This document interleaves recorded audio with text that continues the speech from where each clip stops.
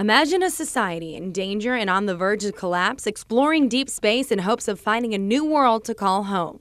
That's John Bragg's world, or at least a science fiction one that he imagined. The St. Joseph man is many things, a full-time husband, father, and lawyer, but now John has added one more title to that list, self-published author. All thanks to a simple idea that popped in his head on his morning drive to work. It was just a matter of not really ever having the time to try it.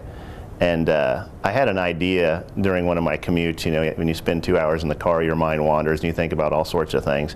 And one day I just had an idea that I thought would be an interesting story, so I just sat down and kind of started working on it and took it from there. Nearly 5 years and countless late nights later, and that idea has flourished into his first published sci-fi novel, The Protocols of Ume, with a second novel on the way.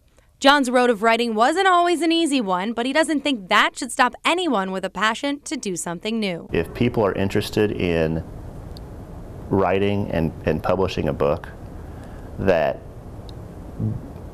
certainly I would encourage them to do that, but it would be helpful if they sat down and talked to somebody that has already done it, because there are a lot of pitfalls that you wouldn't expect and a lot of problems that you run into that you wouldn't expect. I just made all the mistakes myself, so rather than stopping and asking for directions, but that probably doesn't surprise people that know me. John explained that the most rewarding part of the process was the response from the place he called home for so long. So what's next for this jack of all trades? Where Blinding Sky ends certainly leaves an opening to continue the story, or I could go off and maybe write a story about a different setting or something, but I'll kind of wait and see. I'd like to be able to do it, but time will tell.